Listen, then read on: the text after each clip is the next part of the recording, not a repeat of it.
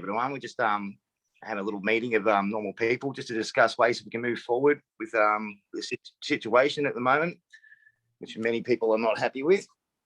The police force has turned on us. They've turned into like Gestapo. But yeah, how do we handle this? We've got Karina from Belgium was just telling us how things are there, which is pretty similar to how things are in Australia. Yeah, Karina, do you want to just keep going what you were saying before? That was really good stuff. There she goes. Yeah, so for the moment, everything they do is to manipulate people because the government are promoting to get this V stuff into your arm just to make them warm for traveling, to go abroad, you know, and then they're telling in the newspaper, they're giving money to the organizers for the festivals. But then, you know, if you want to attend the festival, you need the V. And many of my surroundings, when I talk to them, and these are also, of course, young people, they are really thinking that this is their ticket to freedom, and they are ready to take the V. And so last Wednesday, I sent so many footage and proof to my parents, you know, just to say, don't get it, wait. And I got a phone call on Wednesday, you know, Friday, we are getting the V. And I was gobsmacked. I was like, what? But I was in a herbology class and I had my examination going on, and, you know, I couldn't talk because there were other people in the room. So I was just staring at the wall. But yeah, this is what's going on. So because I don't follow the mainstream media, I want to keep my vibes high up. But yeah, I think there is some more fear porn going on, I think. And yeah, that's the case in Belgium over here. Yeah, very much seems that coercion is the way that they're trying to move forward with this. Exactly. Yeah, Damien, you were having an interesting Facebook conversation with Kim the other day, I thought, which yeah, I really liked your point of view on the passive protest, kind of like non-violent resistance. Yeah, I think that just moving forward, and like when you look back on history, the people that seemingly in modern history anyway, like you can go back further when things seemingly were more even back in the Roman days, like what you mentioned the other day, brother. And I appreciate that. Yeah. But I just feel like in modern times, the people who have made lasting change moving forward, you look at Rosa Parks, you look at Gandhi, you look at Martin Luther King Jr., Malcolm X, like they all advocated for non-violence. And it wasn't because non-violence was necessarily the best way to overcome the police. It was because non-violence gets people to join your cause. It gets people to sign up with you. Whereas if you use violence, I feel anyway, straight away you're causing a big divide, because there's people who will just never be on board with that, or people who just aren't. Like, if that makes sense, like a non-violent protest, anyone can turn up. But if you're telling people they need to come and fight in your army and fight people and be willing to die for your cause, then all of a sudden you just made a big divide between the people and the people that we're up against. And yeah. I think that we can appeal more to the police, because we don't need to appeal to the people that are in power, because the people who are in power, they're already in control. But the people who are enforcing their control are the people who are the police. And I don't know who else would say, like the PSO officers and people like that in Melbourne. It's specifically, I feel like we can appeal to their families and their sense of humanity by being non-violent resistance, as opposed to going in head on and creating that apartheid between us, saying that we're this and they're going to not get on board with our cause. And that's Rosa Parks is a great example, because what did she do? She said no, and she didn't comply. And it's as simple as that. She said, no, I'm going to sit here. Yeah. And I'm not sure yet. I mean, we all know, but the normal sort of the people who haven't yet seen what's going on, who are just waking up, haven't quite come to terms with the idea that they don't have to do what they're being told. Scan the QR code, wear the mask. So the peaceful, family-friendly events. I mean, I've been very heavily involved for the last year with the Millions March. So Freedom Day, Millions March were all initiated and organised by a core group of people. And the one I support, because I know him here in Canberra, is Mike Sims. And we had the one on the 29th of May, the one that was really trashed in Melbourne. That was really bad. But Sydney, Perth, Sunshine Coast, where was it? Gold Coast, Adelaide, everywhere else was fine. We had huge support of the police. And it was family friendly, it was peaceful, it was happy, it was uplifting, it was focused on simple, clear facts that simply are not being shared in the media. And I think in terms of going forward, that's what I've focused on, is really simple, undisputable, official facts that anybody can go to a government website or a US, UK. I've been pointing people to the vaccine adverse event reaction recording system, the VAERS website in the US, just to look for, as you were saying, Karina, those horrendous adverse reactions, many of which include death. And just so there's no argument. It's, look, I'm concerned about you, my family and friends. Please just have a look at this official information and just leaving them to themselves. I mean, I don't know, but I'm a bit tired. It is, and it doesn't even help. You know, my brother also got the V, and you know, he told me, yeah, well, I need my job, I need the money, and he's working some job in the government, and yeah. And I told him, you know, we are lab rats for the moment. This is in an experimental phase and until 2023. And, you know, just look it up of what is going to be the V and what are the ingredients. There is so much stuff in it. Did you see when they opened for the people, for the nurses, you know, to the how do you say it, that include in the box with the badges of the V, you have this like this explanation. Product information sheet. Yeah, it's as big as a table when you open it. So that's all the precautions are on that, and as big as that. Nobody's going to read it. All of these people are just paid to do this job, and they don't reflect, and they don't look up, and they don't do research, and it's just, yeah, well, it's and an interesting point on that product information sheet. I heard that the detailed information that doctors are being given versus what's given to the patient can be different. So even just alerting people, friends and family in the community who may be considering it, just ask for the doctor's sheet and have a look at that. But it's what is it? Why won't people listen? Because I mean, I've had the same experience. And they'll just say, no, whatever you say, they simply say the opposite. I think. Yeah. They even think, oh, sorry. Yeah, MJ, people have got to step outside of their own individual fear. And unless they can actually start to lead the left side, right side, they're always going to be in the role with the government and on vaccine and on COVID. It actually exists because they fear for it. They fear everything around them, what's going on. The moment I think it's a bit more than that, though. I think it's that people actually, they need to follow the government institution. So they really, it's not up to them what they do is right or good for them. They have to follow it no matter what. So they feel like almost it's their patriotic duty to fucking take the vaccine and be the experiment. And we actually we annoy them because we're not doing that. We're not doing what's expected out of us to be part of this society that they're living in. But they don't realise they've been brainwashed into thinking like that because you're not supposed to think like that.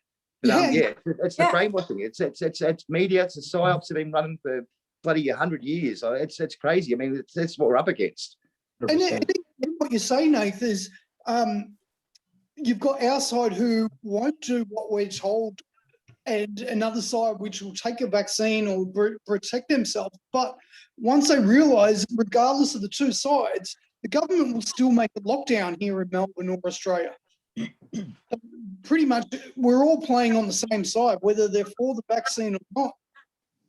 Yeah, I agree. I feel like this is what we need to, this is what helps when you, as MJ was saying, when you stick to the scientific facts, it appeals to them because you're actually caring for that person, as opposed to like these Fauci emails that have just been released, which straight away is going to appeal to some people's left and right, you know, because they're still so indoctrinated with thinking that they need the government to make decisions for them. Instantly, Fauci's going to like trigger something within them, when the facts are that I was looking at something today that said there's been 210 deaths in Australia, 22,000 adverse reactions, and only 1 COVID death since January. So That's the kind of facts that we need to be pushing forward, I feel, with. And- That's and- Anyone to listen to that Dr. Fauci talk and actually think he's a legitimate human being, I don't know what the hell, man. Like, it's the dodgiest person I've ever seen in my life. Like, seriously, like it's what's wrong with people? Engage isn't much better. They're all bullshit. They're all on the same team. For me, you need to take left and right out of this, because Exactly, yeah. it doesn't matter what your view is of if you think there's a new world order, or if you think we still need government. To appeal to someone, to say something that resonates with them, we need to get it on the personal level. That's true, and that is something we are going to see more and more. Because of this division, you're going to get pulled to people who you resonate with. It's as simply as that. And that's actually a good thing. And you can keep on caring for the others, but you know, just nurture yourself and say, hey, all this chaos around me, okay, I don't want to put my head into the sand. I look at it, but I don't want to be mixed in all of it. I just go with the people I resonate with and do also some fun stuff or fun conversations, or just laugh the crap out of something very silly, or do something creative, you know, and I think, yeah, what's your take on that, Mary Jane? I see you nodding. Yeah, no, we're all nodding. I go, Yeah, 100%. no. Okay. That's my Yeah. whole philosophy on life. Oh, look, one of the positive things that I saw in Sydney, we had nearly 5,000 people, I think, and a huge march around. So you wouldn't have seen any on the mainstream media. No. At all, but the police were there, very helpful. But one of the observations was that for probably one of the first times, as you're walking along, the people standing along the side in Sydney watching were actually tooting their horns in support and going, yeah. So there was a lot of support from just normal people standing by, which is in stark contrast to some of the events held last year. And I think all the stuff that's coming out, even on mainstream media, how I saw today how there's even public criticism in normal government circles about the response in Victoria. And a lot of talk about mental health and businesses, you know, just all that. So I hate to say it, guys, who's from Victoria? Nathan, you're in Victoria. Yeah. You guys are showing Australians what if they don't stand up and see what's going on and what the actual agenda is, it's all going to be downhill and it's all going to end up like Victoria. So you're the example that Australia We're the guinea pigs. Yeah, we were last year as well. It's like, yeah, it's awesome. Yeah, but well, we have this interesting development. Daniel Andrews, and I think and a lot of his ministers, his whole cabinet basically, have been investigated by WorkSafe for breaching.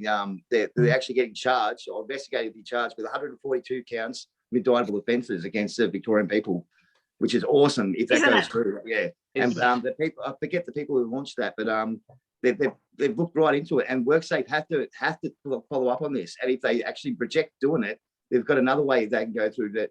Basically, this is a really good opportunity to actually sort of get some justice for us. Yeah. Do you believe in WorkSafe though being convicted? Sorry. Do you believe in WorkSafe though being like a government-run agency? I just feel like they're going to be on the same team as those guys. Yeah, I know what you're saying, but it's like Nuremberg trials.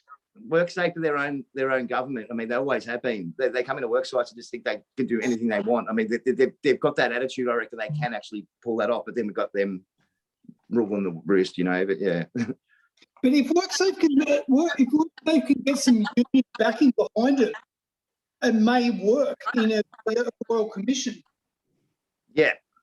Well, that's the avenue. If WorkSafe do end up being corrupt and don't want to pull it up, then we can actually, as people, take it on after that. Like it's like, yeah, it's a shit process. It'll definitely get some good publicity for us anyway if WorkSafe do make some noise about it, because as we say, bad publicity is good publicity anyway. So Yeah. anyone speaking out against the government is going to be good for us. Yeah, damn right. So how do we move forward from here? So that's a great question. And I think everything, we have to do everything. Over the last year, I've done all the letter writing, all the phone calls, I'm paid up class member of Serene Tefaha's legal action, done, I ran 4 protests on myself, or rallies on myself here in Canberra, got sunstroke and dehydration, so then I went to Sydney this time. Done Thank you, everything Mary. I possibly Personally, can. MJ, I think you could have done more, but yeah. Admin of the heaps of groups. So I took a little break. And now I know, like, you can't, not everyone can do everything all the time. There are some leaders out there that I supported heaps of people who sort of say, you have to write 30 letters every day and keep it going. That's just going to turn people off. So what I say to people is when they ask, oh my God, I've just seen what's happening, what can I do? Ask them, like, what do you want to do? Like, you want to make a change. So they've got to get really clear on the change they want to make. What is that change? Some people want to change politics. Great. Some people want to change their community or just so I just ask them a question and then listen to where their comfort zone is. Because not everybody's comfortable doing everything. To be honest, I'm not comfortable on this sort of thing. So I like to support people who are. But this one appealed to me because it was normal people talking. So that's good. So for me right now, what I am comfortable doing is sticking to the very simple facts, like really simple facts, and just asking people, wow, okay, so have you seen these reactions? Because I'm curious as to why we're not seeing it on the television. Don't you think it's, wrong of the government to not tell people that there are these adverse reactions, and people kind of look at you and go, and then they immediately go, oh, well, I had my shot and I feel fine. And I say, well, that's great. Good luck. Yeah, do you know what? I've been saying, you know what? You're going to be dead in 3 years. And Don't. That's what I've been saying to people, though. Like, yeah, I've been explaining why they're going to be dead and stuff like that. And then, yeah, it's I'm not going real well. Yeah, well, no, I'm with Karina. Light, love, happy. Yeah. Yeah, exactly. And MJ, what we've got to do is, as you said, it's got to be subtle, because some people are ready to hear all the information. So dropping big bombshells on it and going straight down the rabbit hole for them is an overload of information. So I overheard in a job site on, I think it was Wednesday, an older construction worker talking about how he's booked in for the vaccine. And I interrupted his conversation. All I showed was just that one photo shot of the TGA website with a number of adverse reactions and the number of deaths in Australia with the vaccine. And within a couple of hours on the job site, it came back and said, thanks for that, I've now cancelled my appointment. So he wasn't ready to hear anything, but just the smallest little bit can change someone. So at least now it might be up to him to actually go, hey, I'm going to dig in more into this.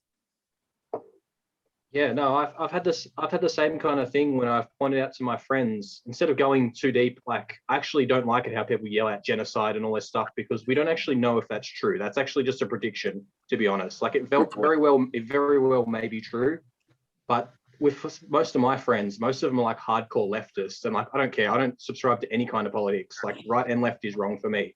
But to appeal to my friends who are leftists, what I've pointed out is the lack of pro-choice in this. Like, why don't I get a choice in what's happening? They're trying to tell me that vaccines are the only option. And I show my friends the statistics for ivermectin. Like, don't worry about hydroxychloroquine. The statistics don't back that. As much as the mainstream media wants to occasionally put it out there, ivermectin's the one. And you show them statistics for ivermectin, and then you compare it against the vaccines, and then you can explain further on and say like the safety and how vaccine companies control everything from the trial participants to what they class as an adverse reaction, and you can build on that. But just getting back to the pro-choice part of it is like, that's what appeals to most of my friends I've found, and that's got them thinking, yeah, why don't we get a choice? Why are we being told it's only a vaccine that's the safe way to move forward when there are other options? Yeah, that's awesome, man. Because these are the people who actually been preaching pro-choice forever. Like, you know. Yeah, exactly, brother. Yeah, nice one. As MJ and Karina said, you got to try and find out what each specific person, what means to them, and then build off that, because we have the information. Like, we've been obviously researching this for 1.5 to 2 years now. We know everything, and it's very, well, not everything, but like, it's very easy to put it's very easy to put too much information out there, and like, it just instantly triggers cognitive dissonance. And that's like, I feel like that's our biggest opponent in all of this, is getting past that cognitive dissonance and getting them to actually register what we're saying and like take it on board. And actually, I'll just go further on to that. One of the ways that I got people to talk about pro-choice in the first place was talking about listening to the extremes of both sides of the parties, like Donald Trump, one extreme, Joe Biden, one extreme, listening to both sides of the extreme parties. So you can appeal to them and say like, oh, I don't know, like, I listen to Joe Biden, blah, blah, blah, and then I listen to Trump, blah, blah, blah. But then I make my own opinion of both of those things. I don't just listen to one person or one side of the story. Yeah, well, that's the biggest problem. I think people only want to hear the one side of the story. They've got the media, which is everything else. Every other side's too hard for them to look up. They don't have the time or patience or, you know, the motivation to really look into anything, because it's not going to be put right in front of their face. So, like, yeah. Like Yeah, said, we have the it's a same. cognitive dissonance. Yeah. Sorry, go, man. No, we have the same problem here, and in I don't know, but in Belgium it seems like the people are in a fucking coma. We don't even hear about riots. Maybe a little small in Brussels, but You guys we had a lot don't of hear. riots too, didn't you? Over there, I saw a lot of footage of riots. In No, Belgium. that was Holland. That was our Yeah, neighbor country in Dutch. Holland. Yeah, Holland is deep I know, I state, saw very ones in deep Holland state. as well, but there were ones that were actually clearly stated in Belgium. And like, that's, yeah. Yeah, You had even nothing Jean on Degoat did a whole episode about Holland. They're very deep state over there. Yeah. And there is a lot. I don't know. You have the Red Pill Journal, and they want to expose the pedophilia over there. But now one of them is being captured by the police and taken into custody. So yeah, it's full on over there. But in Belgium, it's like, I don't know what they do in the water, but everybody's sleeping. I think only 1%. 1% You know our knows Prime what's Minister's going a on. pedophile, don't you? What? Our Prime Minister's a pedophile, for God's sakes. Like, you know. Alleged, Yeah, my but- opinion. Allegedly. Yeah, well, I don't know about that, but I think the culture over here is, you know, we have to learn German, we have to learn French, we have to learn English. We always have to adapt. And I think it's because we are so adaptive that we just go along with it and say, oh yeah, new rules, okay, I adapt. Okay, new lockdowns, okay, I adapt. I think that's the culture over here. And that's why they are so smooth and just say, oh, okay. I don't Well, know. it was the same in Poland before World War II. I mean, that's how it led into it. I mean, they weren't taken over. They were coerced over. Like, they were pretty much given. It was this situation like way back then. I mean, it's so much was exactly the same. That's what these people work off the same playbooks. We should be able to beat them. I think most people simply want to get on with their lives and don't want to worry about all the difficult stuff that the government's, you know, going to look after and trusting. So one of the things that, you know, unfortunately, but fortunately, we all need to pay more attention to is the law, you know, the law and basic laws, basic common law stuff, because we've allowed, I don't know what the situation is in Europe, but in Australia, what we thought was the law was unlawfully changed with everybody asleep in the 70s and probably before. And now, since then, everything has been changed into a system which really has enslaved us. And normal people have to pay attention to that. So I think that's why, it's all part of making it so uncomfortable for everybody that they have no choice but to see it. Yeah, but I've had a lot to deal with the law and the way they work and that. And if you don't have $10,000, basically, you're not allowed to plead not guilty for anything. You have to plead guilty. I mean, that you're encouraged to do so by your lawyers, by everyone. They make it like it's an impossible option to plead not guilty. It's like, hang on, but yeah, it's like our system is so corrupt. It doesn't work. If you're in there, you're fucked, basically. It's rigged against the people. That's why we're very lucky to have Sol, who, being the pensioner, somehow got free high court access, essentially, because he's on the pension. But anyone else, how much money would that cost to take something to the high court? Oh, that's like 50,000 at least. You'd have to expect at least And who's got that just sitting around for a law case? Yeah. So when I say, we need to pay more attention and learn more about the law, it's just, what are our basic rights as a human being? And we've been hypnotized into not knowing that we actually have basic human rights and being laughed at by our politicians and political representatives. Exactly. When I called my local rep to follow up on a letter I wrote about my mum's aged care situation, where there was a mandatory flu vaccination required to go into the facility, which I did my due diligence and decided against, reading the product information sheet and writing to the TGA to find their safe and effective study results, which under FOI response, no documents exist. I wrote a letter to my elected representative and called up and said, have you got my letter? And the chief of staff just basically laughed at me and said, I don't know where you got this concept of that you have a voice, that your opinion matters. We don't make policy based on your opinion. And I was like, what the? The people that don't know, MJ, you worked in government, didn't you? You know their systems, and you know how it works, and I think they're telling you this. So it's like, Well, they clearly don't care. They clearly have it so tightly wound up now that unless we en masse do something, they just know that they are untouchable. But the good news, I see good news. I mean, you watch the media and there's more information coming out now that makes you think, oh, okay, so maybe the good guys are in control of this. And our job is simply to be there to support people who are coming into that cognitive dissonance. I mean, cognitive dissonance is not a pleasant experience. I went through it about a year ago, and it was like, oh my God, my head exploded. And so just to be there to support those people who now have no choice but to wake up, because what is going on is just so, they've said for so many months, this A, and now they're going, actually, I didn't mean A, I meant Z. And it's like, unless you are really stupid or complicit, you have no choice but to see the lies.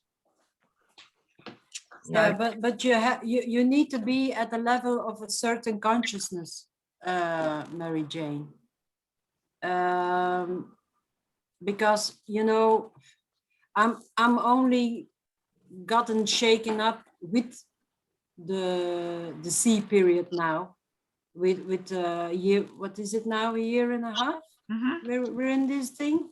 So before that, I remember that the daughter of my husband was getting twins, and they asked us to get a V for whipping cough. How do you call cough, it?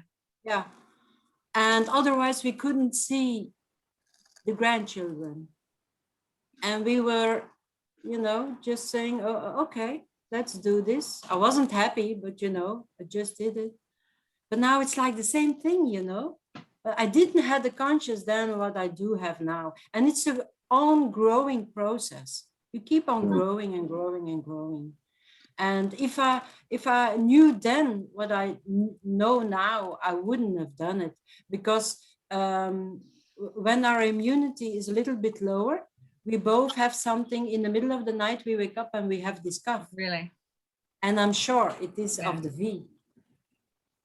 So yeah, it's like, it was like two years later, or 1 year and a half, we got this, you got this symptom, I got the same symptom.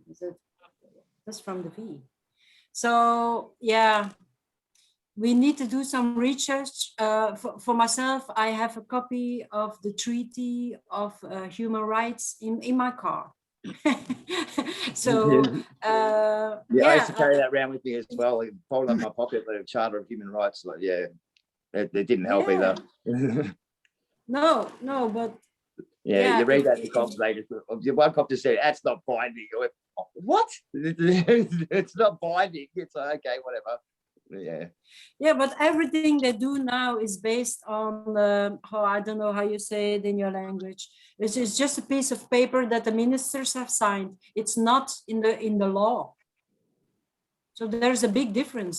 Everything that is going on here in Belgium is not something that's in the law. It's something that the ministers, the government has created. And they made it appear as a It's law. the same here as but well. It's Like, not yeah, in the law.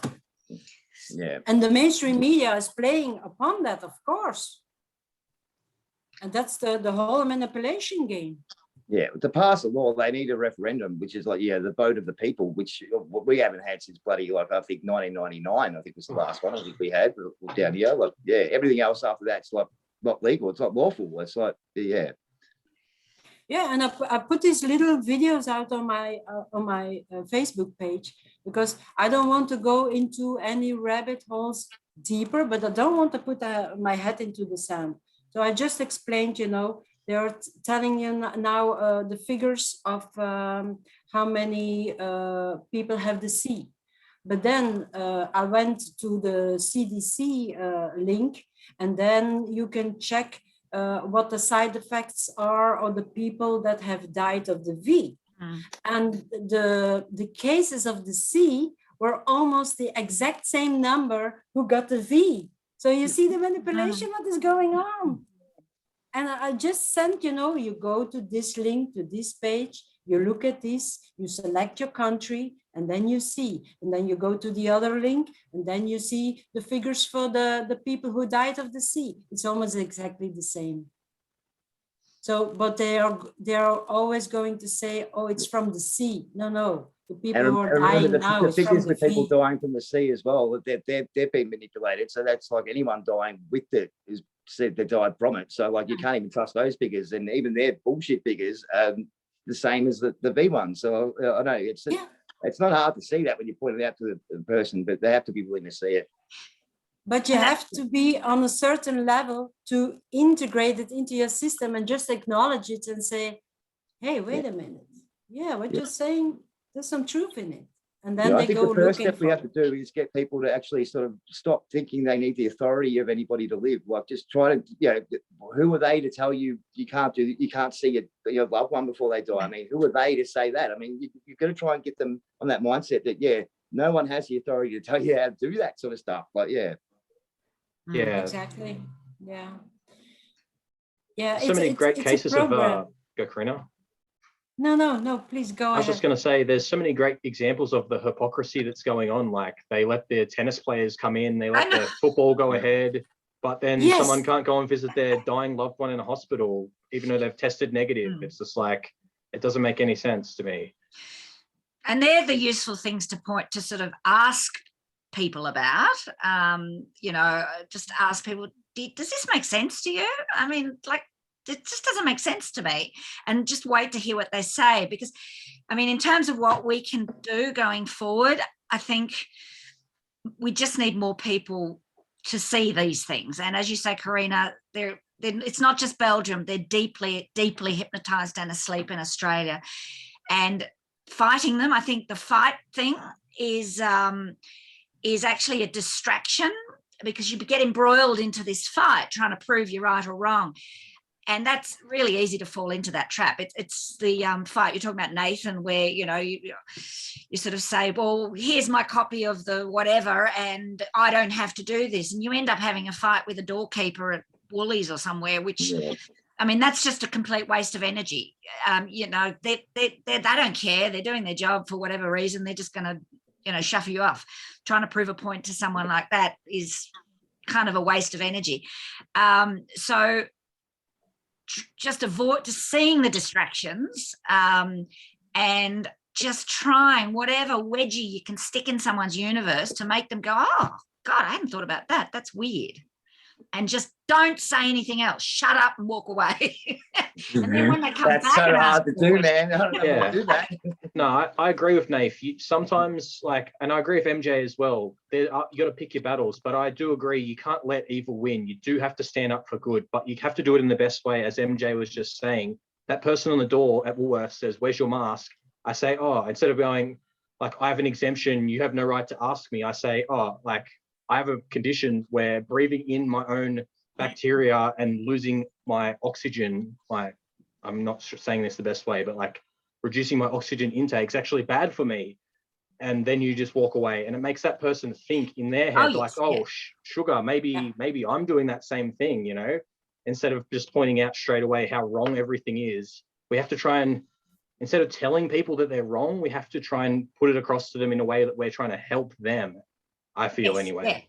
Yeah, no, that well put, Damien. And in But fact, I agree with Nath. You do have to fight those battles as well. You can't just let these guys win, because good overcome evil with good.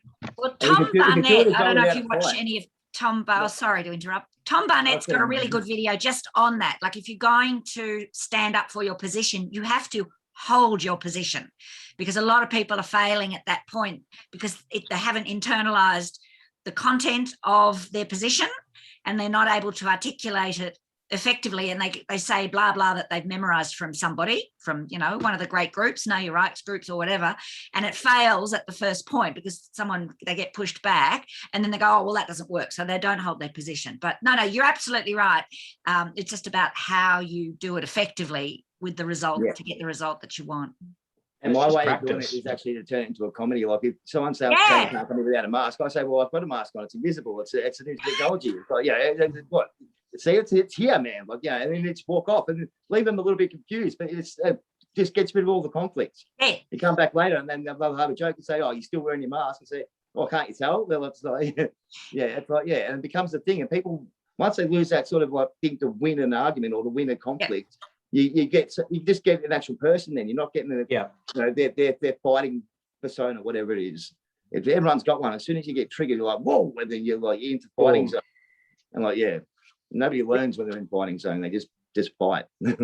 100%. And as following on from that, even when I've had interactions with the police about my mask, they say, "Oh, where's your mask?" I say, "Brother, shouldn't you be asking me, do I have a medical exemption?"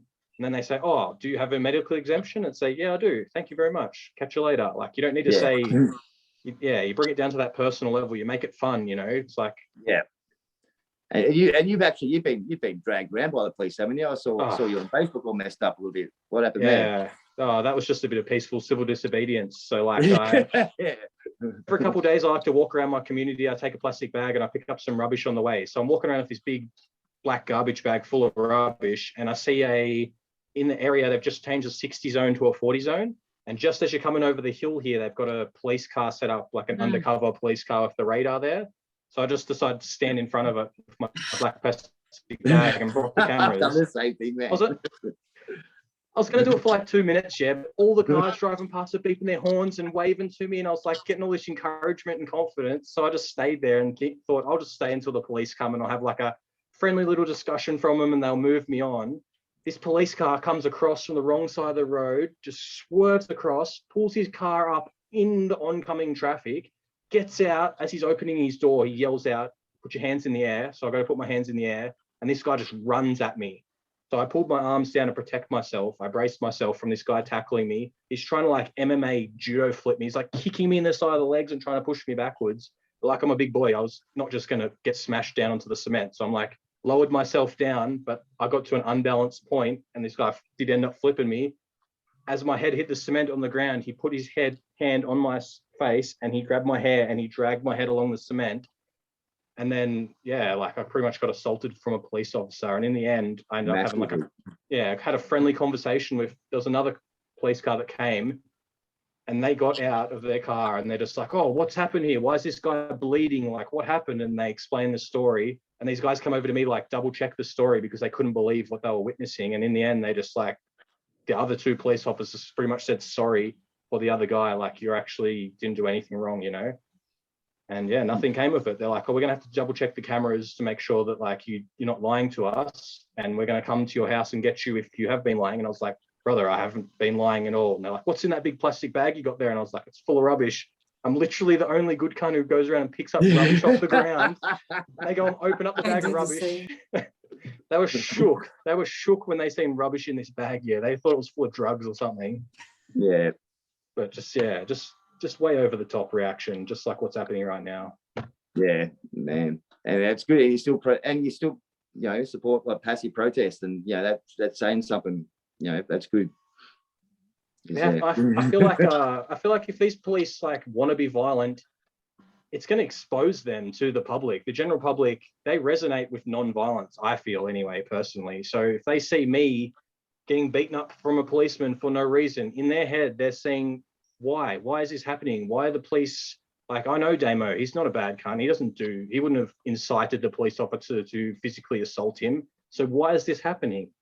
So I feel like at the protest, when we do see all this bad stuff, especially if what happened to Nick on the weekend, horrible, absolutely horrible. But that is going to wake a lot of people up who see that. Like, I've already shown people and they just are absolutely shocked by seeing that footage of those police run around the front of them and then run in to attack them like they were, because they were just walking along peacefully. The two times before that, when they ran in and you know, got them off the footpath and screamed at them for being on the road. I mean, that's police. They're police here. Look what they're doing. That's like, and there's so many of them. Like, yeah, it was, unbelievable. That was a shocking video, wasn't it? Yeah, that was actually scary watching that. Yeah. I feel like I wouldn't be like to be a cop in these times, because I think there is also a division over there as well. I think there are also good cops, you know, who just want to protect the public. And of course, you need to follow some rules to not have any Cops chaos. are just like robots. But They just follow rules. That's what they do. When they get their uniform on, they don't think like humans anymore. They can't afford to. They have to just follow rules. Otherwise, they wouldn't be able to do their job. Like, you know, that's I understand where a cop's mind is, and I know they're not you know, they're not bad people at heart. They're just robots. Yeah, they're just following orders. They're just getting their paycheck, just like everyone else. It's hard for everyone to step out of your job to protest if it means not being able to support your family, not being able to pay your rent. Like, that's the system that they've trapped us in right now. They've made it so we feel coerced to go along with the plan because we feel like our whole lives are going to be wrecked if we don't. Exactly. And here's the question that perhaps we all need to start asking is, what, you know, and look at the possibility. What if all cops, all nurses, all doctors, medical professionals suddenly said, right, we're not going to take your filthy money for breaking our oath, like the oath that the medical professionals take. What if, you know, we're not going to harm people, we're here to serve. If we can plant that and say to, you know, the cops and the medical professionals, we as a community, I mean, how much is it, you know, just don't pay the bank the mortgage, you know, what are they going to do? If we as a community say, we'll feed you, we'll get you, you know, whatever you need as a community, and it'll have to be the basics to start with. And if everybody just stopped complying with these things that they're being told to do under the guise that, oh, well, I have no choice, I have to feed my family. It's like, well, actually, you do have a choice. And if you choose to have no choice, then that's your choice. It's tough. And, you know, we're all so comfortable in Australia, and I'm particularly comfortable here in Canberra because we have no restrictions, nothing. And it's very easy to just get on with normal life. So it's really hard for me to say that people need to do that. But the reality is we all have a choice. I mean, I chose to not go into my mum's aged care facility, which was tough. And I fought and wrote letters and did that and the other. And so in the end, I'm able to take her out of the facility. You know, but for a couple of months, I couldn't see her. But that was the choice I made because, you know, I could see this is wrong. If I agree to this, then what else will I agree to? And I'm not going to agree to things that number one, don't make sense to me. Number two, are actually going to do me physical harm. So planting that idea among any friendly medical professionals you've got, or police that you have in your circles and communities, just say, look, if you, and police are coming out. I've seen the UK where there's been a lot of police coming out saying, I could not in good conscience go ahead with what my superiors were telling me to do. So I quit. And if there are any police watching this, then, I'll feed you. I won't. Sorry, they just pissed me off too much. I've got history. There definitely are those good stories, but we're just not hearing enough of them. Just like the protests that are around the world, like they're happening every day. India's been protesting for like months and months in a row, every single day, but we just don't hear about this stuff. I feel like there's so many positives out there. If we could find some way to collaborate them all, it would give people a lot more confidence. Yeah, because you're right. There's India. Yeah, they released a statement from the government saying that there's actually there's no pandemic yet. Well, sorry, that word. There's there's nothing going on over here. So basically, can you stop lying about it? So that's why they've actually changed. You notice a new variant now. It's called Delta. They're going to stop using countries, so to stop the countries actually sort of denying it. So now they're just going to use the Greek alphabet. So next one will be Alpha, and then Beta, and So just anyone. I actually called that before it happened too. It's the other thing too. When we actually call this sort of stuff? When do we actually get the actual praise for it, or not praise, but just can you possibly listen the next time I say something? What's the word I'm looking for? Acknowledgement, maybe. I feel like they are listening, but like their conscious minds might not be listening, but like their subconscious definitely is. The amount of people who have had message me, or like my friends, I've had a phone call with them and they've said, oh, like I've been reading your posts, brother, like I appreciate what you're saying, but like they've never liked a post. They've never commented on anything that I've written, but they're sitting there subtly reading it. Like it's appealing to them. It's appealing to them on some level. Well, that's why I have these big arguments on Facebook. It's not because I'm trying to beat the person I'm arguing with. I want other people that are reading it to actually get I love it when a troll tries to troll me, because I get to go past my normal statement. Actually, I get to elaborate on it so much, and in these massive big arguments where these people are just you're helping me, man. Like John Burgess. I like it. He'll probably watch this because he's my biggest troll. Hey, John, how you going? He's educated so many people without even knowing it, just by being my opposition. No, I completely agree. Actually, one day stupidly I sat there for about literally 10 hours debating with this guy, but by the end of the conversation some of my comments had 50 likes on them, and it's because there's just random people reading these conversations in these groups. Like they're not commenting anything, but they're definitely reading. That's my little trick as well. That's how you appeal to the masses. I think just keep doing what we're doing. Silent majority, isn't that what they say? Yeah. Hey, I got a great quote. I was going to say, you guys are the warriors, because that's not my style. But we everything, like nothing we do is wasted. Yeah. I agree. And as we were talking about before, you got to pick your battles. Like you got to pick the things you're confident in. You got to pick the right approach. Like me with ivermectin, like I'm all worded up about that. So I'm happy if someone wants to debate me about ivermectin and try and debate the safety efficiency of ivermectin versus the vaccine. Like there's just not even a comparison. Yeah, I love when someone tries to hit me on the virus stuff, because I'm down with all that. I read the whole Antoine Béchamp's his whole theory of terrain theory, a lot that he actually he tells you exactly, not only proves his case is he's right, he actually shows you how the other guys prove that their own shit is wrong. Like it's brilliant. I'll take on anybody with that. And it's funny you mentioned with that police camera too, the speed again. Yeah, you stood in front of it. I found if you get wheelie bins and move them in line with that helps as well. Or any signs. Yeah, I do it all the time. But they don't like it. Yeah, I've never hung around waiting for the cops. So. I actually had someone message me about that, and they said in their small community, there's like a well-known strip where they come to, and people actually go outside and put signs up on the telegraph poles down the road saying the camera's just up the road.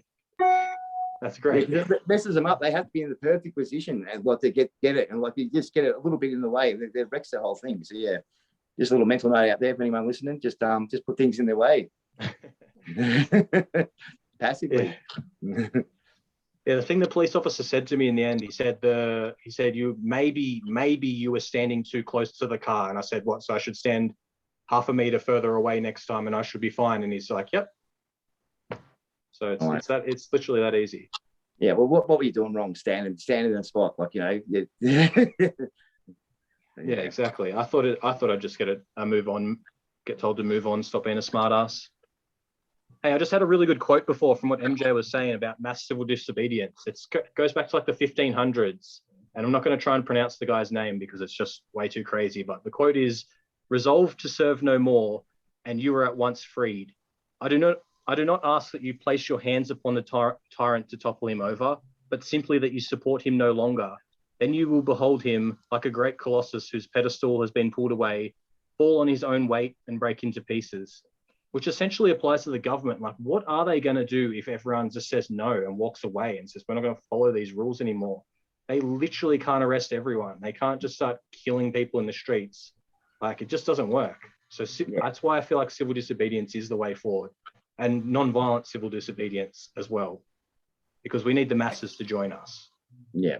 Yeah, no, I agree on that as well. And that one first step, I think, there is getting people in your local community together to step up and take on the local councils. So if a number of people start to step up and go, you know what, I'm not paying fucking rates, more people will join in.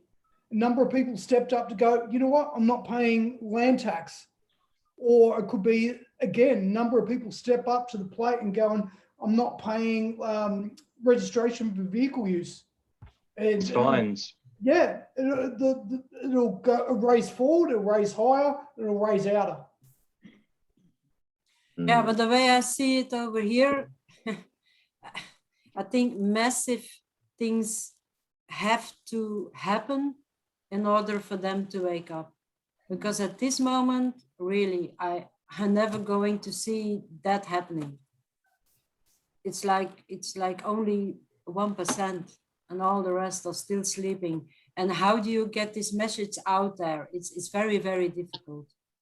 And I think something massive had to happen. And maybe, you know, because they're talking now by the 11th of July, the government wants to V the younger people.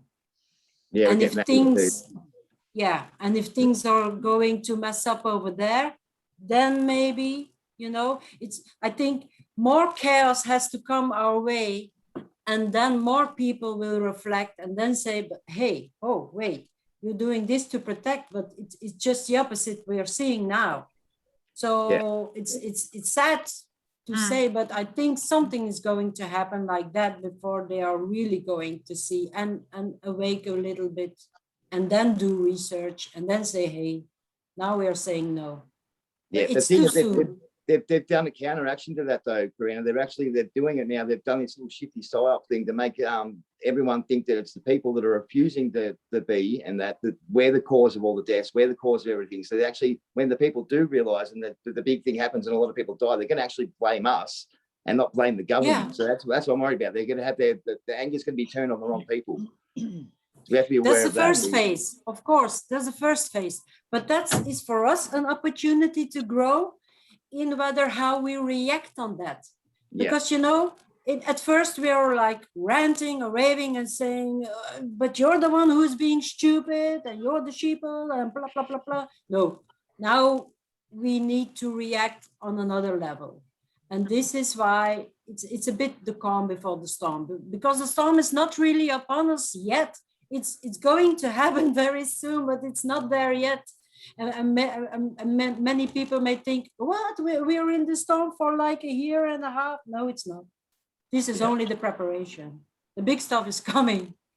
So we're going to get it now because our winter's about to start. So ours is going to kick off really bad in Melbourne here, especially, I think. And you guys are probably going to be 6 months behind. But yeah, so you can, to wake up the Belgian people, I guess you can show them what goes on in Australia and actually make predictions, say this is what's going to happen here, and then, you know, maybe that will help them, you know, sort of snap out of it. Yes, I can do this. Yes, thank you. I will. Yeah. Maybe, yeah. Going on, continuing on that, Nath. I was talking to one of my friends a couple of months ago. He's from New South Wales, yeah. So Karina, New South Wales, Victoria, they're connected. New South Wales is right on top of Victoria.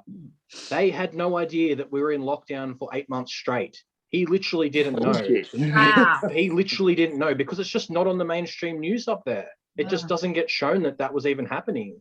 They just occasionally talk about coronavirus in Victoria, but he had no idea that we were only allowed to leave our house for 2 hours a day. He had no idea about the 5 reasons or 4 reasons or whatever it was before. Like, that's just how much control the media has. So it's up to us. Literally the worst lockdown any population ever experienced with their government, and they didn't even know about it in the next state. That's fucked up, isn't it? It's cooked. And it's not just the next state, Dame, because I had family in Darwin and they never even realised what was going on in Melbourne. Darwin is a much higher city in Australia than the southern states, and their tropical climate has the weather where they're not experiencing the winter sort of harshness like we are. So yeah, Okay. doesn't travel, and they don't. They're a different breed down there. That's what I'm trying to say. They are. But that's exactly where we're at. You know, the mainstream media, that's the last thing that is going to be taken down, I think. So we need to reach out for each other. You know, when things get tough, you just have to be able to reach to your sister and your brother and say, hey, you know, I need to talk, or I just need to rant, to blur it all out. You have a second, you know. I think there we can be very strong, because, you know, we are humans. We do reach out. When somebody gives you the silent treatment, I find it so rude. And you can be on your own kind of problems, you know, and don't see it like I'm not in the mood to talk. Then just say, hey, I'm sorry you have to go through this, and I feel you, but I'm not in the mood of talking myself. Just those simple words can calm a person down and say, hey, because there are another 7.8 million people out there who will be there to talk to you. You will find them, but stay in that positive mindset and try to reach out. And you know, you feel things when you can begin a conversation, and then you immediately feel, oh, they want to go that way, or no, I shouldn't touch that way. You know, that's our strength as a human. That's our strength, and we should really play and make it firm.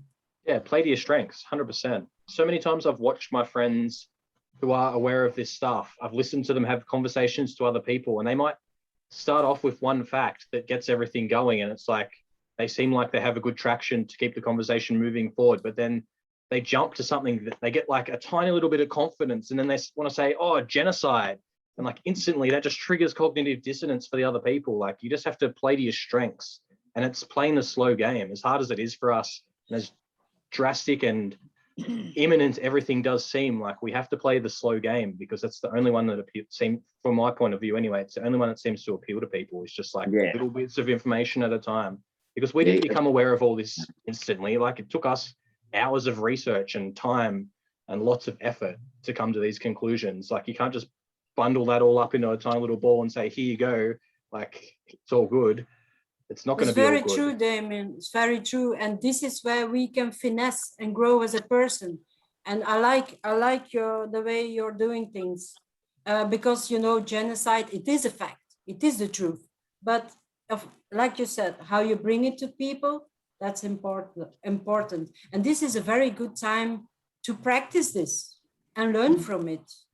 And sometimes we are going to be like thrown something into our faces that say, whoa, okay, I didn't see that coming.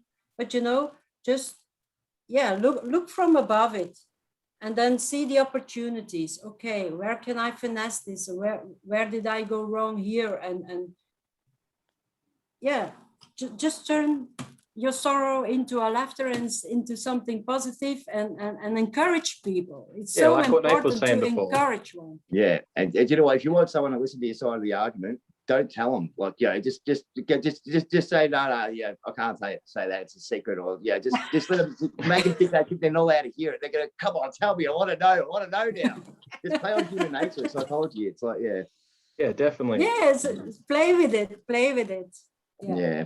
And I like your videos, Nathan. You know, just put some humor in it. You know, I like the cartoon face and the way you make the videos. Yeah, it's funny. But Yeah, I actually like being these in are front the of camera, things, you believe it or know. not. You give That's- information. And, yeah, that's human. Yeah. I like it. Yeah, I try to do something. I hate being in front of camera. That's why I use cartoon face. But yeah, Yeah, doing good, yeah, brother? me also, because you know it's like MJ, Mary Jane says, it's just common people. So just well, MJ let us see inspired our me when faces. she you did know. her first video because she was so out of your comfort zone. MJ, like, it was massively noticeable, but yeah, but you still did it. So I was like, well, yeah, we can all get a step Well, up. I kept seeing, you know, lots of talking heads with huge followings, but they didn't appeal to me. You know, I'm who I am, and Karina appeals to me, for example. But I kept seeing all these sort of young, gorgeous people talking, blah blah blah, and I kept trying to sort of say to the people I was listening to, like, do you know anybody like me that can talk to sort of my group of people, because I need more people like me to wake up. Yes. And nothing happened. And then one day I just went, oh, bugger it, I'll do it. So I did it, but I stopped after 5, which I just needed to get that out. Don't need to, you know, I every day I think, what is it that I can do today that will make a difference? And, you know, becoming a full-time talking head on a Facebook doesn't really resonate. But every day there's something, and it might be just having a conversation with someone at the shops. You know, it might be just asking a question and walking away and shutting up. And that's really hard to shut up, I know. Yeah. Agree to disagree. But what Karina said is we have to practice. This is our time to practice, because there are more people who will be waking up, and that cognitive dissonance wave is going to just hit society. Like, people's lives are just going to fall apart in whatever way it is for them. And everything you believe to be true will be shown in some way to perhaps not be what you have thought it was. I don't know how it's going to show up. And that's one of the strengths that one of the things that we can do is just to be honest when we don't know something and say, you know what, I don't know about that. But I do know about this, ivermectin. Yes. And actually, Damien, do you have a simple link to that ivermectin stuff you were talking about that we can maybe put in the description in case people are interested in following up? And any other information that you feel is useful for people, then send it to me and I can shove it in the description. So very much. There's one website that's been creating a meta-analysis of all the studies since COVID. And it's really great. I think they're up to like 52 or 53 studies now, as opposed to the one vaccine trial study that we had that says it's safe. You know, so yeah, I'll get that real quick. It's I don't quite know it off the top of my head, but I can. But Damien, I also believe in the how do you say the word? Hydroxychloroquine. Yeah, I made it now myself. Just to boost up the immune system a bit. I agree. It's definitely a plausible option. I just think it's not the one that we should be focusing on when you're trying to tell someone who's not aware. Like ivermectin, the statistics say it's like 60 odd % to high 70s, whereas if you look at hydroxychloroquine, it's like low 40s to 50s. So it's show it off. He can say the word so easily. Listen to him. It's such a show off. He's done his research. Attention. That's it. Do you know, that's just tonic water, though, isn't it? Oh, hydroxychloroquine. Is it? HCQ. Yeah. It's the peels. It's the peels from like grapefruits. And, oranges in there and lemons and the green lime. Lime. Yeah. Lime. You have lime, okay. Yeah, and you can make your own at home. Put some water in it and let it simmer for like 3 hours, and then you let it cool off. The next day you pour it into a glass jar and put it into the fridge, and then you drink like a few sips every day. But I also putting stuff on my page like herbs. I just want to reconnect the people with nature, you know. Like you do with your mushrooms. It's maybe on a different level, but you know, it's nature, it's out there. Yeah. So why don't you take the knowledge on that one. And there is so much to boost the immune system. So like now this thing is going on with the pine needle tea for the spike proteins. So I plucked some, I dried them, I put some on vodka with honey. You know, I'm trying different things. Play with it. It's the same Gary play with it. supposed to be on here. He eats the pine needles, like just eats them raw. Like he's a psycho. Like Can someone quickly explain this? I'm not aware of the whole pine needle spike protein thing. Well, apparently there is some ingredient, and I forgot the name. It's like sumarini. I forgot. It's an ingredient that's within the pine needles, and so when you extract it, it should be like you get protected from the shedding. You know, you hear about people who are now got the V, they are like shedding through the pores of their skin, to protect yourself. Yeah. Is everyone down for that shedding being 100% real thing yet? And I think when I listened to Dr. Sherry Tampany talking about not calling it transmission, because that's when there's a live virus, but talking about it in terms of transmission, and the doctors I've listened to are aware from seeing the results of their patients, something is happening. What is it? They don't know. I mean, that's about a week old is the information that the most recent one I saw, but there were a lot of doctors talking about this. They don't know what it is. Something is happening. Yeah, well, when you have a virus like that, that's basically a virus is just like a toxic liquid, basically that dissolves dead cell tissue. So, and how it gets it out of your body, it dissolves it to a liquid, and you sweat it out through your pores, and that's like that's when you're sick. That's the effect of it. So so if they're shedding anything, I mean, possibly like they're leaking out their pores or whatever, but I don't think you can. It's not transmissible though. No viruses. No. So the mechanism of the V's is different to a normal one where there's a live virus where it is shed in the way you explained. And I'm not going to go into it. The Dr. Sherry Tampany is somebody that people can look at. It's Critical Thinking is a podcast that they have. But there's transmission. So something is happening. How that is happening, they don't know. They're saying, well, we don't know, but we can see that especially with women and even babies, there's been a lot of. So you're referring to the menstrual cycles or menstrual cycles being impacted, and babies who have been bleeding, infants, a whole range of symptoms that have. Perhaps this is not the live Facebook Live that can go into it because. But Dr. Sherry Tampany is a place to somewhere to start if people are interested in knowing about that. Yeah, cool. Can I tell you something about that? Because it's a bit of research, it's a bit of knowledge, but these pieces of the puzzles are really coming together. When the V came out, I researched it, and then I didn't go to Google. I went to DuckDuckGo, and when I saw, because the V, I think it was the Pfizer one, it had an SASC code. I tracked down that code, and it's when you track down that code, I went to the links, and it came to pulmonary, in that category. And then I went further on because it has a number behind it, and it came to Ebola. Oh, really? It came to really. And then now I just saw a video, and it was with Janet Ossebart, the one who made all the videos from the fall of the cabal. And she now she got very sick from someone who probably had that and shedding, and her dog died of it. So I don't think she's lying, but the dog was bleeding out of every hole. It's funny you say that, because Ebola is the only disease they've ever made transmissible. They actually changed that in a lab and made it so it can be like contagious. So that if they've exactly, Nathan. Yeah, if they've mixed that. That's why.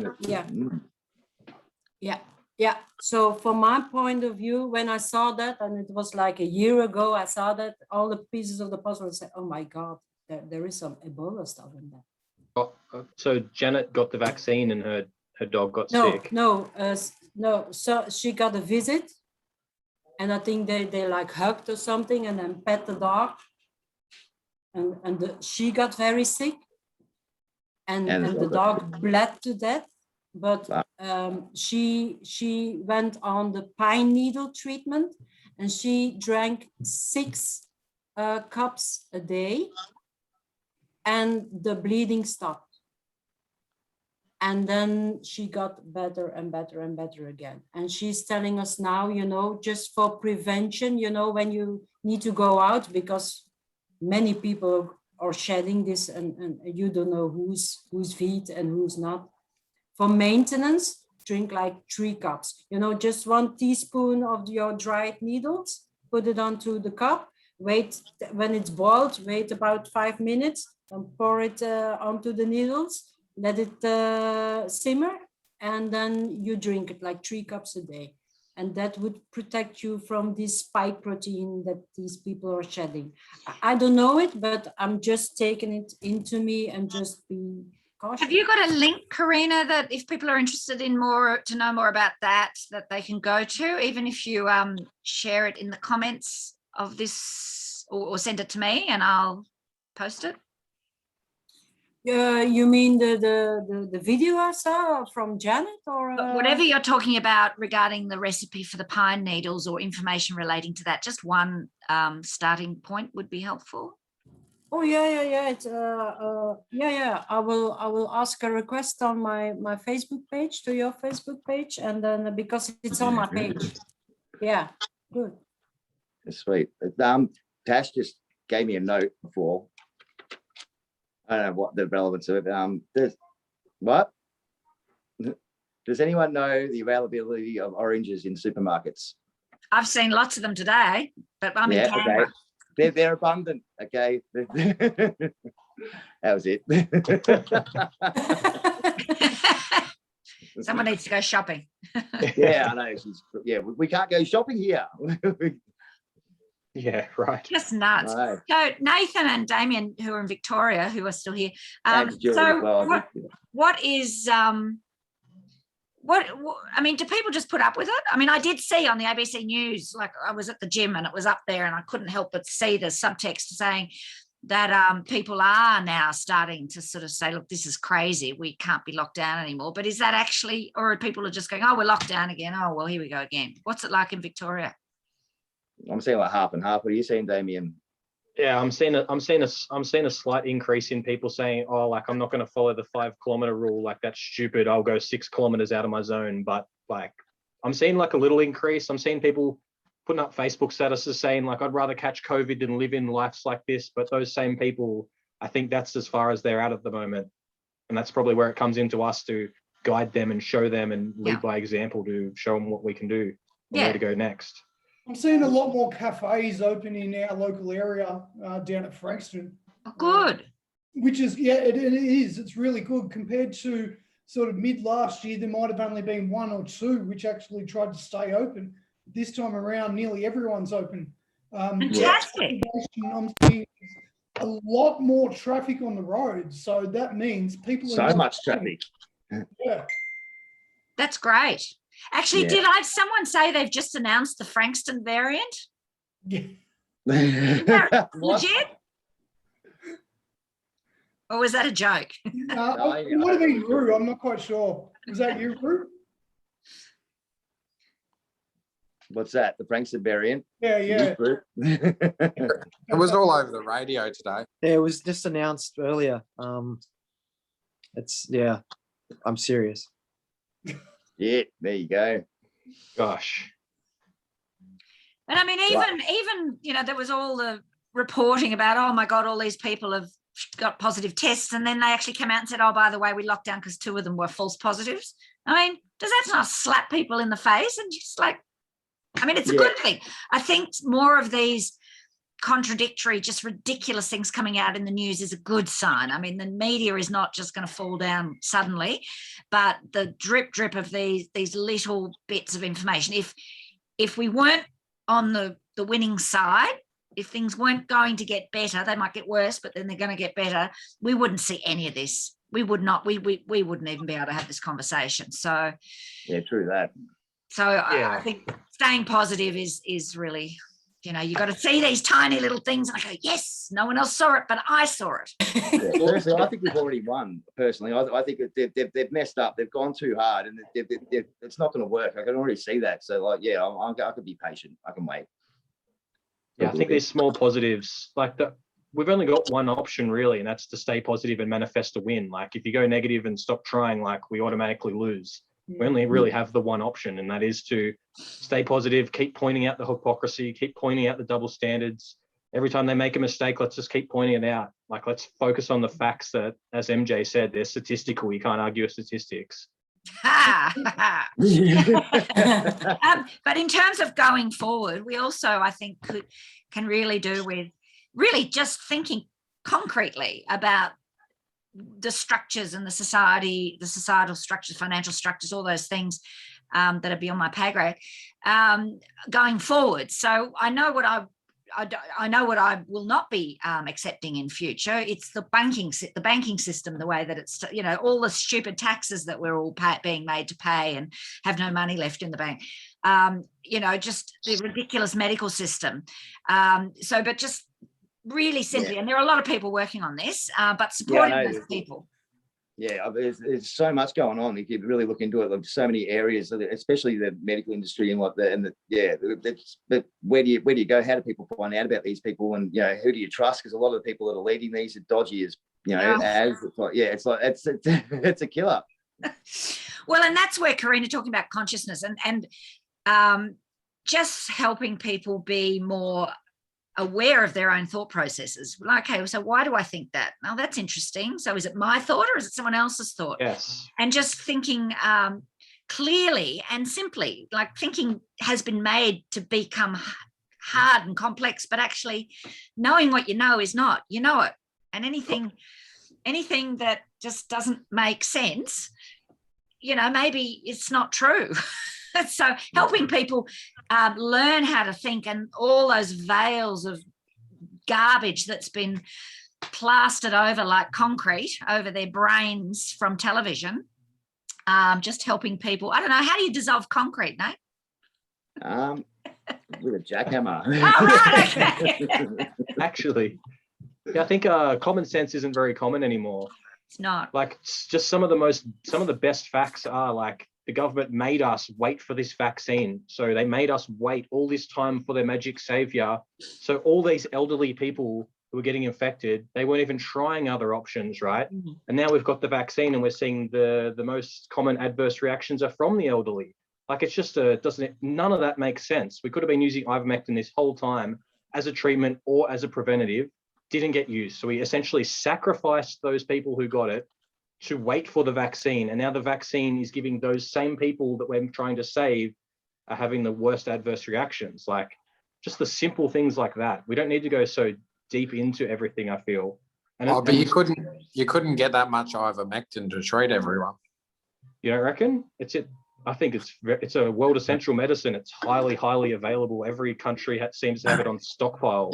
They use it in a cattle drench, so there's like billions of liters of it just sitting in stores. But do we need to give it to billions of people, or do we need to give it to the people who are most at risk, the elderly? And do we need to give it to the people who are at risk, or can we give it to the people who actually have caught and tested positive for COVID? Like, there's definitely enough of it to go around to help the elderly, the most at risk. And that's what I've been focusing on. My whole argument this whole time has been, I am not at risk. Statistics show I am not at risk. So stop locking me down. Give all the resources that you're trying to help me with, give it to the people who actually need it. And I think there would be enough ivermectin, because it's classed as a world essential medicine, that's actually a good point, brother. That's actually a good point. There probably isn't enough ivermectin to go around for the whole population in general, but I don't personally give my share of it to someone who's at risk. I'll be happy for that. My point was a bit sarcastic. You might not have picked up on that. There's so freaking much of it. We have like enough to, you know, treat 100 and 200, 300 cows just sitting in our sheds. So I think that'd do a couple people. Oh, bang on, brother. Hang on. And also continuing on with that about what to talk about, I feel like Nath was saying there's a lot going on here that's corrupt. It's not just the COVID thing. Like, you can talk about how corrupt the banking system is and how they've just pull money out of nowhere, or the fact that last year was the biggest wealth transfer we've ever seen in human history, and it went to the 1%. While we're all locked up, these corporations are growing and the small businesses are getting destroyed. Or you go back and you point out how the medical system has been corrupted over the years, going back to 1902 when the Rockefeller Foundation and the Carnegie Foundation pretty much bought out the US. And then, like, there's so many different little avenues. You just got to pick the person and what's going to appeal to them, and then have these little facts there ready to go. Yeah, so one of the like, there's an election coming up in due course at some stage, and I mean there's a lot of independent or new parties popped up here, there and everywhere. I'm a bit sus about quite a few of them, but one of them that I you know, I you know, that people seem legit is IMOP, the Informed Medical Options Party, and it's not just medical options. They're about truth and transparency in government as well. And on their website, they've got not a complete list, but a very extensive list of conflicts of interest between the pharmaceutical companies and all levels of government, all levels of universities, like research institutions and that sort of thing. And I know that because I printed it off for the last Canberra rally that we did, because I wanted to show people, like, if you want to know why medical now medical treatment is heading in this direction, it's because of, look at these conflicts of interest. So that's a really you know, I've got a Zoom meeting with IMOP on the 21st of this month. So yeah, right, Michael O'Neill, or who is? I'm not sure. Jackie McGrath passed it on to me. I'm like, yeah, but I had to sign up for them and do all that. But yeah, I'm in a Zoom meeting with them. So yeah, they seem like they're on the ball. They're good. Yeah. And so in Canberra, there's no way anybody's going to get elected other than the Labor Party. But one of the things that has crossed my mind that I am sort of going to do is to, under the umbrella of IMOP, is to, you know, go and stand on a street corner in Canberra and hand information out. Because what I found is, like, as an individual, sure, I can go and do that, but who am I? You know, I'm just some nutter, some nutty old bag lady out in the corner handing information, and people will just go, oh God, who's that? But if you're under the umbrella of a registered political party, now I know the political system here is entirely corrupted, and even if you get into it, what can you do? What will you be allowed to do? Don't know. But it's one other way of getting information out to people in your local communities that they may be willing to have a look at. They may be. No, definitely. I've just found when I've gone out with I have a Mectin sign and I've just got the statistics there. Sometimes I'll set my sign up and I'll take a water bottle or something so it can't blow away. Like, it's a pretty big sign, but it's about 1 meter wide and nearly 1 meter tall. But I'll just set it up and I'll go and sit away from it. I'll go and sit 20 meters away from it.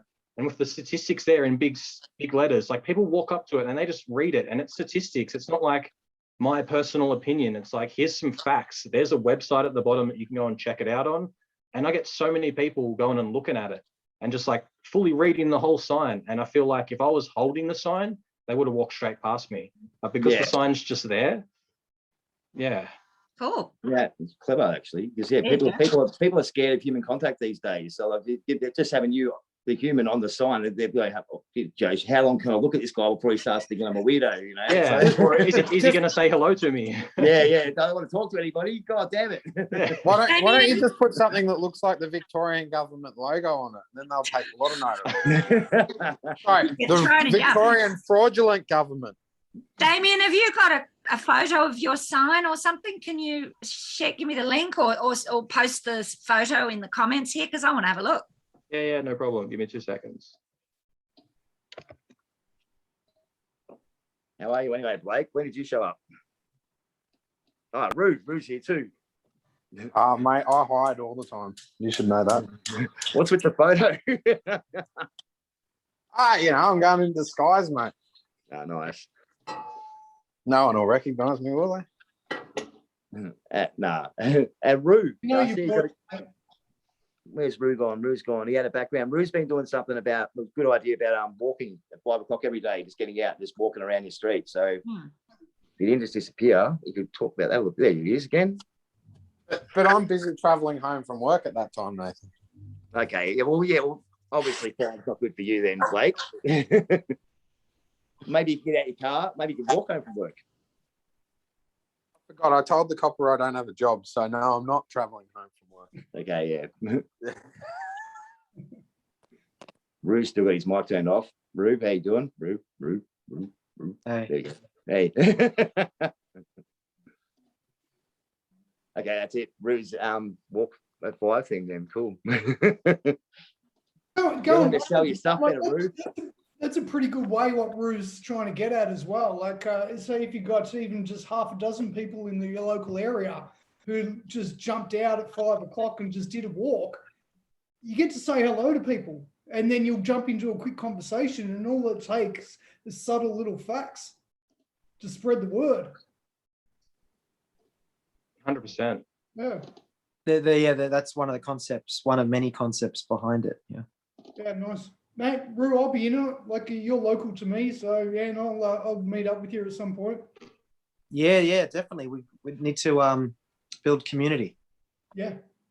I think that is the way forward too. Sempak has been making this a big point too, is just like building up your local community, because if things do hit the fan, like, what are you going to have to turn to? It's going to be too late by the time that happens. We're going to have our people connected and know what we're doing, know where to go to, know who to look to for help. So great idea, Rue. Thanks for implementing that. Yeah, over here, what they do is they take rocks and they make beautiful paintings on it, and they put it everywhere. And there is the mentioning of the Facebook page. So when you go to the Facebook page, it's like you take a picture where you find it, and then you put it somewhere else so that the stone keeps traveling along. And then with that you're connecting with those people, you know. It's like, yeah, it's attracting the people with the same frequency, actually. Where do they get the rocks? Out of the coppers' heads or the politicians' heads? Oh, What you're a if the funny rocks one, are Blake. infected with COVID and that's what's spreading it around everywhere? Don't worry. that would definitely be reported on the mainstream media. Yeah. Yeah, it would, the rock variant. Yeah, rock variant. Gosh. On a serious note, there's harsher restrictions from 11:59 tonight in the Frankston area for this new Really? variant. Oh, this because of our new variant I just heard about. So has anyone even like looked at the fact that viruses don't even evolve this fast, like naturally? Yeah, It's just ridiculous. Yeah, none of this is about the truth. What's the restrictions, Rue? I haven't heard them. Hang on. Let me look it up. Okay. Have you like accepted their commercial contract or something? No, I don't follow restrictions anyway. I'm waiting for the restriction to come out. We're only allowed to like breathe 10 times in 1 minute. That's what I'm waiting for. Like, yeah, it's dangerous to breathe, so you only get 10, and they're going to try and enforce it. I saw you breathe like 11 times this minute. You know, like, yeah, that's what I'm waiting for. Over Oh, here, yep, it's I the just looked it up. Vietnamese variant. Really? I looked it up. So the restrictions are as follows. Exercise is now only up to 60 minutes once per day, with only on your own. You can't exercise with another person, and it's only up to 1 hour per day, not 2. And it's only within a 5 kilometer bubble instead of 10. You only get a 5 kilometer bubble. That's from tonight, midnight tonight. And this is just for Frankston, yeah? Yeah, the Frankston area, like Frankston, Seaford, Cranbourne, Lane This is because of Warren. your walking thing, Rue. They've actually personally targeted you for this. No, Yeah, I know. it's around Nate's area as well, like up till there. He's on the boundary, like so. I think we should start a new thing, do a 5.1 kilometer walk. Yeah. Just everyone go 0.1 kilometer out of the zone, just because we can. Yeah. Are the 4 reasons still in play? Like, do we get to say like that? I mean, I don't even know. I don't follow this stuff anymore. Like, I've switched totally off to like these apparent restrictions or whatever. Like, There's 5 now, Nath. There's 5 now. They added the extra one. You're allowed to go and get the vax now. That's one reason. Of course. Okay. Cool. The only thing is I'm exempt from all the restrictions. Yeah. How so? I've got a lawful exemption. I'm just a person, yeah. No man or government puts restrictions on me. No, I'm not a person. A living man. Oh, I don't know whether living. I'm like half dead, maybe, but you know. Well, whatever you want to call it. Yeah. You should Yeah, be so bringing just- up more police. Blake, you should be doing that show I told you to do. Like when you bring up police and actually, like, you know, hit them up. Anyway, I know Blake was I met Blake when a friend of ours was locked up for what was he locked up for? Just breaching some thing or whatever. But they kept him, Breaching some intervention order that they can't find the paperwork for. yeah, some ridiculous thing. He was a protester anyway, like Herbert Riley, and he only recently just got released since December. Like he's been locked up, and we were started the Facebook page. We were actually bringing up the prison. I actually organised organised a little protest at the prison, which like 2 people showed up to. But Stuart was one of them. Good on you, boys. But some funny stuff there. When you actually get them on the phone and trying to get them to explain themselves, they can't do it. They're lost. Well, let's expand on that. I feel like, sorry, Roo, one of the things that we could be doing more is I've seen videos of people overseas actually going in and asking their doctors, but putting them on the record and saying, and like recording what they have to say. And some of these doctors actually have no idea what they're talking about. Yeah. And bringing that kind of information out to the public and just showing how clueless they are and not acknowledging what's actually happening, that's going to appeal to people. That seems like a bit of deja vu for me, but normally I'm talking to cops instead. Yeah. Because no cops know anything what's going on. Like I said, they're just robots. They just do what they're told. Oh, I Yeah. don't know. I called I made about 50, 60 calls this year, I think, months ago. But I recorded them all. They're all on my Instagram. So I called Vic Pol, I called Sydney, I called the COVID hotlines, I called the police assistance lines, I called the You need to stop calling so much. huh? You need to stop calling so much. You must be freaking sick of you. Your mum. I You know, called you know you can't email the police anymore? Anyone know where it is? You cannot email the police anymore. There's no email that goes through anymore. They've actually, as of like a month ago, they've shut it all off. Yeah, You see, I made the about same. 50, 60, 70 calls. They're all recorded. They're all on my they're all on Unity Link official on Instagram. Did you get any good ones of these doctors? Yeah. No, I didn't get doctors, not yet. Doctors. But yeah, it's all on my IGTV. So if anyone watching this, if you scroll through my IGTV, not too far, you'll find all those calls you can listen to. And some of them are pretty good because you're saying, you know, all the cops are robots. Well, if you listen to those calls, you'll see they're not all robots. Yeah. Well, you got some good ones in there. Did some of them like you? Well, they're all recorded. So everything that happened, everything that went down, it's all recorded. Did you let them know you were recording beforehand, or is that something we have to do? Is that like legal that we have to tell someone they're being recorded before we can record them? Well, it Wait, depends sorry. how they're being recorded, because what happens is occasionally I make a phone call to someone and I happen to have it on speaker in a public place and someone just happens to record the phone call. And I'm unaware of it until afterwards, you know. All our So phone calls are recorded. Yeah. So And multiple. the thing is, if someone else is recording it, you don't actually have to tell them because you're not recording it. If you're in a public place and you're on a phone call and it's on speaker, they can tell it's on speaker like you can tell it's on speaker. If you're, But you have to actually tell people they're being recorded on the phone. That's why they do it when you call a company or something. They say this call will be recorded for whatever purposes, whatever. I think that there is a disclaimer. You have to let somebody know, I think. and if they say it may be recorded, you do not have to tell them because they already know it's been recorded. And what you just said, Nath, actually just sparked something in my head. Like, what's going to be the repercussion if we do record someone and they say, "Oh, you shouldn't have recorded me"? Like, we're backs against the wall here anyway. Like, who even cares? If It's a slap on the wrist. You get like, I recorded the police officer against his will, and he was a little bit upset about that, but because he wasn't on duty or whatever. Yeah, but again, it's nothing. It's one of those stupid laws that don't really make, that nothing really happens when you break them. Like, when you pirate the videotape, remember when you The problem is they can't prove that you've done it unless you admit to it because they can't. especially if your phone was on speaker, because they can't prove that you were the one that recorded it just because you've ended up with the recording. Yeah. And you don't have to tell them you're in a public place when you're on the phone.